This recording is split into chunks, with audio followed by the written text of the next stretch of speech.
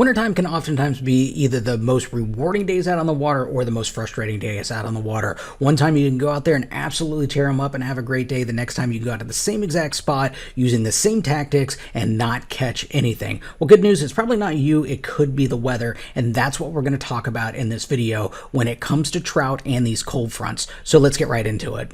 Hey, what's up everybody? This is Pat from Solid Strong, and we hear this a lot when it comes to wintertime fishing is, how do I become more consistent in the wintertime?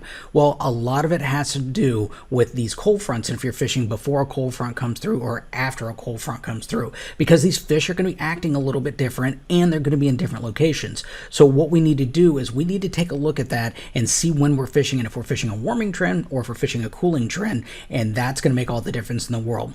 So first thing we do is we are going to talk about your prefrontal conditions. This is before these fronts come through and we're on what we call a warming trend. What a warming trend means is we've had a couple of days of warmer weather. That cold front has passed a few days ago, and that water temperature and that air temperature is starting to increase. And what that means is these fish are going to be acclimated. They're going to be a little bit more comfortable. They're going to move up shallow to feed. And shallow, I know, is an ambiguous term because it really depends on the types of areas you're fishing. Say you're fishing in a flat and the flat is normally around 1 to 3 foot deep. Well, deep area for them might be a little drop off that goes down to 5 or 6 feet. So that's deep. Shallow is going to be 1 to 3 foot deep. So if you're fishing flats, that could be your sweet spot.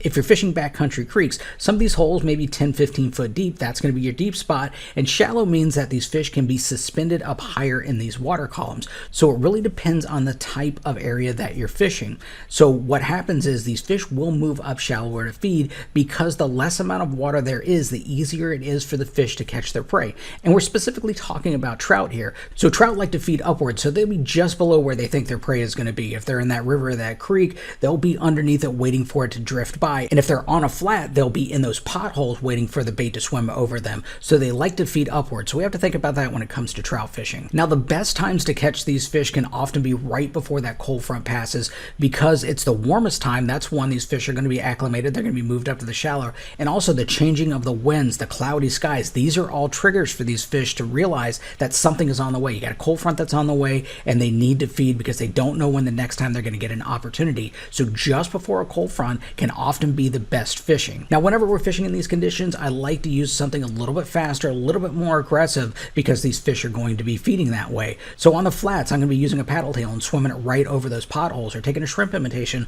and bouncing it right through those potholes. In those backcountry creeks, I'm going to be using a suspending twitch bait and keeping it higher up in the water column and letting that current sweep it through an area, and those fish are going to see that, and that is a deadly approach when it comes to fishing for trout in those back creeks, is using something like that to let that current drift back. Or what you could do is put a paddle tail on a small jig head and keep it right above their head, and that way they'll see it drift in that current, which is a really natural presentation. Now, the weight of that jig head is going to be dependent on how deep those trout are going to be and also how swift that current is going to be.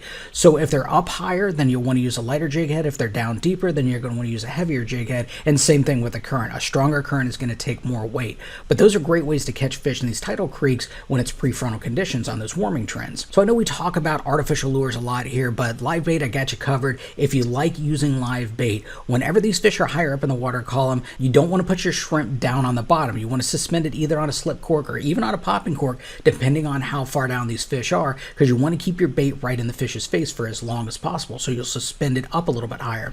But if you're fishing these flats, make sure you're fishing inside these potholes. Put your live bait in those potholes, and you're going to run across some fish that are feeding in there. Those are great places to look. So let's talk about how these cold fronts affect these trout. A lot of it has to do with how fast that water temperature drops, and it's not necessarily an absolute number of what it gets down to. It's how fast it gets down to that number and how long it stays at that number. So the quicker it drops and the longer it stays, the more affected these trout are going to be.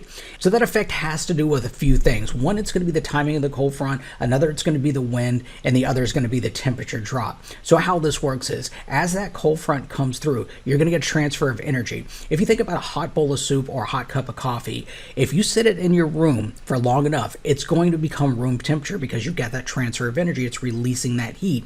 But if you take and blow on your soup or blow on your coffee, it's going to cool down a lot quicker. At least the surface, it's going to cool down a lot quicker. And that's important, is that surface temperature. What's happening in that situation is you're having an energy transfer of cooler temperatures into warmer temperature. So you're removing the heat and then you're adding the cold. Same thing happens with these cold fronts. Whenever you have more wind with these cold fronts, it's going to transfer that temperature a lot quicker. So a stronger cold front with more wind is going to drop these temperatures quicker, and that's going to have a greater effect on these fish. Also, the timing of these cold fronts can come into play here. If the cold front starts to come through right whenever it's getting dark and those temperatures drop quicker, it will have a greater effect. Those temperatures will drop faster. And if that cold front comes through in the afternoon, whenever you have those daytime temperatures, it's going to take a little bit longer for those water temperatures to drop down. So it's not just about the absolute temperature, it's also about the timing of it too. So all that to say this, the stronger the front, the more effect it's going to have on those fish. So if you're fishing in those flats, they might find a little bit deeper area than they normally would. So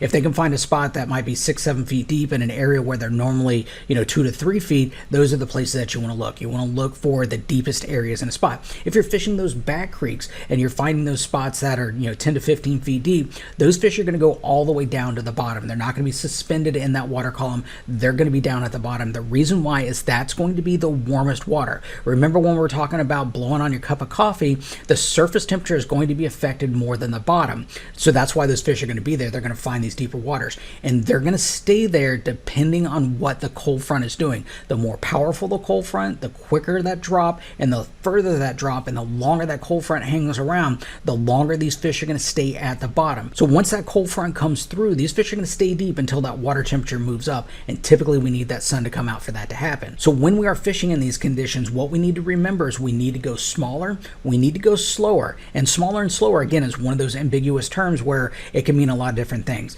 For an example, if I'm fishing smaller, the biggest thing I'm going to be throwing is probably a 3.5-inch prawn junior or shrimp imitation, but more than likely I'm going to be throwing a Ned rig with our Polk County tweaker cut in half. That's a 4-inch stick bait. I'll cut that in half to about 2 inches, put that on a mushroom jig head, and slowly crawl it on the bottom.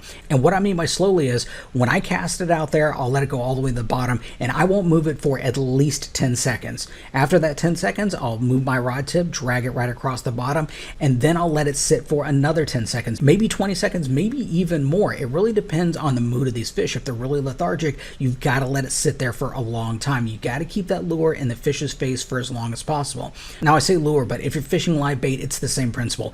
This is the time to put away the popping corks and the slip corks. You want to put your live bait right on a jig head or right on a rig that's going to keep it on the bottom, and then put it in the spot and let it sit. If you're in the right area and there's fish around, they will eventually get it because it's hard for them to resist a live shrimp that's right in their face. Now there is going to be a caveat to these prefrontal and post-frontal conditions. When it's post-frontal, we typically get into a warming trend a couple of days after that front passes. But if you have back-to-back stacked up cold fronts, then what's going to happen is that sun doesn't come out, those water temperatures don't rise, and these fish aren't going to move up shallow. They're going to stay deep. So when you have fronts that are backed up and they're only a few days apart, then you're going to want to fish deep and you're going to want to stay deep until we get that rise in that water temperature because the sun comes out. So if this does happen, remember, just because it's been a couple of days after a cold front, if another one comes through, doesn't mean these fish are going to move up shallow. They're going to stay deep. Now, if you're looking for more information when it comes to these trends, we do have an online fishing school that's absolutely free, no credit card needed. It will take you from a beginner angler to an intermediate angler to an advanced angler. And again, it's absolutely free. And we just want to show you what we do here at Salt Strong. So check it out. It's at saltstrong.com/school. So for a quick synopsis of what we learned so far, if you're fishing a warming trend, which is going to be those prefrontal conditions, you're going to want to fish shallower. You're going to want to fish maybe a little bit more aggressive. You can fish faster, and oftentimes these can be the best times to get on some fish right before that cold front comes through. Now after that cold front comes through and those water temperatures drop, then we want to fish slow, we want to fish small, and we want to fish deep, and we want to make sure and keep our lure right on the bottom because that's where these fish are going to be. They're going to be lethargic. They're not going to want to chase anything down. So the slower, the smaller, the better you're going to do. And one other little tip that I'm going to give you is once you find fish, then typically there's going to be more fish around. So if you're in a spot and you catch a fish, make your next cast in the exact same spot where you just caught that fish, and a lot of times you'll hook up again because these fish are going to be grouped up this time of year. So hopefully this is going to answer some questions you might have when it comes to consistency in the wintertime.